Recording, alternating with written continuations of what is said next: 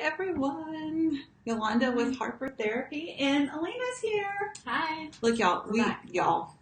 I'm harnessing my inner Alabama. Hey, y'all.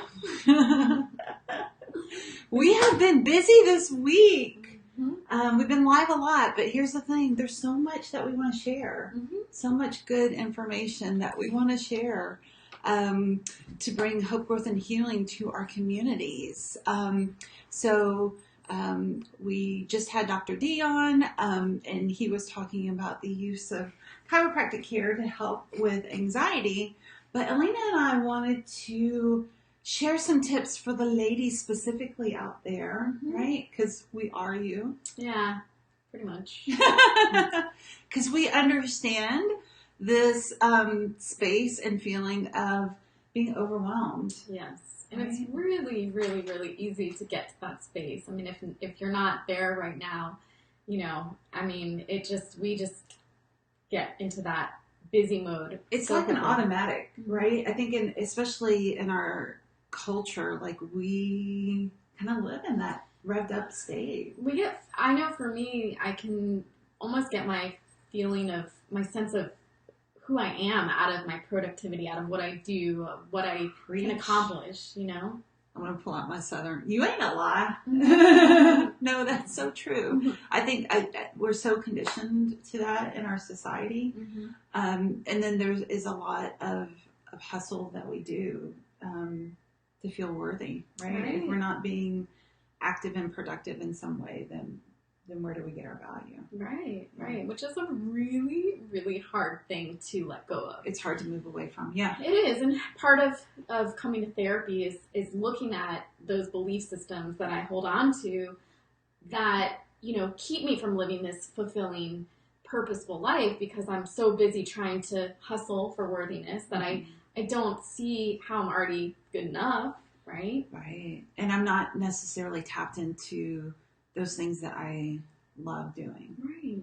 That really make me feel fulfilled inside, right? Yeah. Instead of just constantly trying to reach for it with all these things that I keep myself busy with. So here's the thing. I'm a big metaphor person. So I think not just of like having a full plate, but when you go to a restaurant and the server has that ginormous tray and you're like, how, and there's this little, they're like carrying it. They're carrying it. It's so full and so heavy that someone has to go and help put down the little tray holder so that they can put the tray down. And I'm like, if the tray holder person has to follow, why don't they just split up what's on the tray to begin with? Right. Make like a little plate after. Yeah. So I was in the Poconos last week with Kelly Breeding to talk about ART there, and we were having dinner, and so there was this little push cart. That the server used, and I was like, "That's so smart." So we want to help you move from like being underneath that giant, massive tray that is like crushing you, and like feeling like you've got all of these plates spinning in the air, and all of those other metaphors, right? And really, what it's about is giving you tools, right? So like you have the tray. The push cart. The push cart is a better tool to use to make life a little easier. Only if you know that the push cart is an option. Right. Because a lot of times we don't. I'm like, the push cart is an option. I didn't know there was a push cart. Nobody told me about the push cart. We are here to tell you about the push cart. Right. So the first thing we're talking about in, how do we step away from feeling so overwhelmed is looking at what are your expectations of yourself. So many of us, I know for me personally, my standards are here, and this is actually like how much I'm able to do, but there's this gap between how much my limits are and how much I expect of myself. So, there's always that incongruency between what I'm actually capable of versus what I expect. And that, for me personally, creates feelings of being overwhelmed. For sure. We think that if we don't hit this unrealistic, unattainable, unsustainable standard, that sends us into a shame spiral. Right. Yeah. Right. And like we're unworthy of love and belonging. Like we're no good. So we're human, right? We have limits, like every human. I wish I didn't, but I do. Right. We have to sleep. Right. We have to sleep. Damn it. Right. Yeah. So we have gotta take time for limits. rest. Yeah. And we're human. We're not robots. So we have to kind of like come to like where's my limit versus how much am I actually expecting of myself. Yeah. Yeah. we're also, and we kind of talked about this before, but we get used to another just kind of thing to be aware of is we get used to that feeling of busy, you know, Mm-hmm. and like, what does it look like to not be, what would it look like for you? How would you feel if you weren't, quote, like that, quote unquote, busy all the time? For real. Y'all. She's really into the Southern. I know. I don't know where this is coming from. I took a nap on Sunday. Oh my gosh. That was like a little bite of heaven. Yeah. Yeah. But how many of us give ourselves permission to not be busy? Because I could have like thought of all of the other things that I should be doing. Right. Who am I if I'm not busy all the time? Yeah. You know, and it's interesting because right now for me, I am coming out of being in grad school and working, doing my internship, like all this busy and it was necessary at the time, but it's like, now I'm like, oh, I have free time. Right? Like, what do I do with myself? Like learning to just sit with that feeling of discomfort of like, I don't necessarily know, but hey, I might pick up an art craft. Yeah. You know, I might start doing some art. I might, you know, just anything like, is an right, emotion, reading more. Right, and that's what leads to a more fulfilled life is giving yourself that space of not being so busy and overwhelmed. Right. Yeah. And that leads us into another point of kind of what Yolanda and I had discussed prior to doing this. It's like that idea of taking a step back and creating some space. So, you know, what does it look like if you were to, you know, sit with the feeling of discomfort of not being busy all the time? What does that feel like? It's so uncomfortable. Right? So I'm uncomfortable talking about it. Right? Yeah.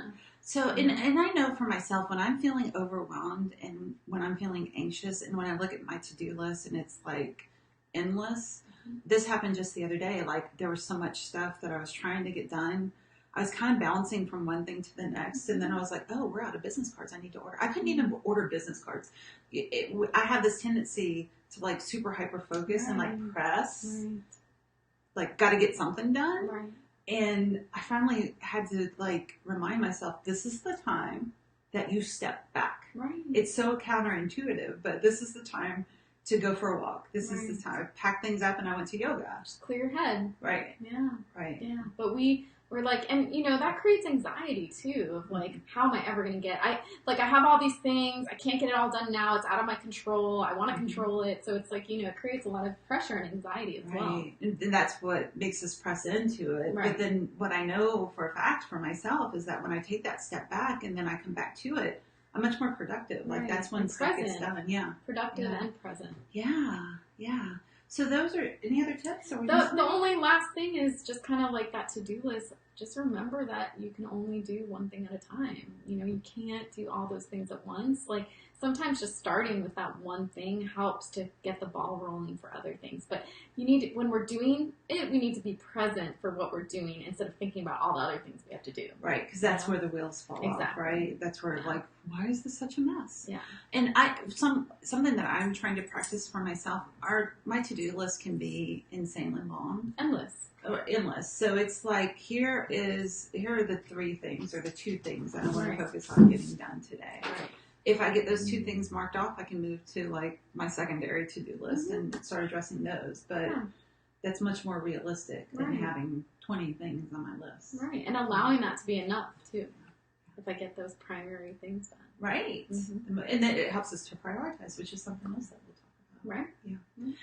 Awesome. So some tips for us ladies, some reminders. As Alina shared, she is really awesome at helping us as women to add some tools to our toolbox. It's that common humanity piece of like, none of us are in this alone. We all need some support. Yeah. So stop waiting. Stop spinning in overwhelm and anxiety. Yeah. Pick up the phone. Give us a call. Schedule an appointment with Alina. Schedule a free consultation. Get on the phone. Chat with her. Mm-hmm. Let us know what's going on and let her share with you how she can help. Yep. So those are our tips for this Thursday afternoon. Thanks for watching, guys. Hope you have a great day. Bye. Bye.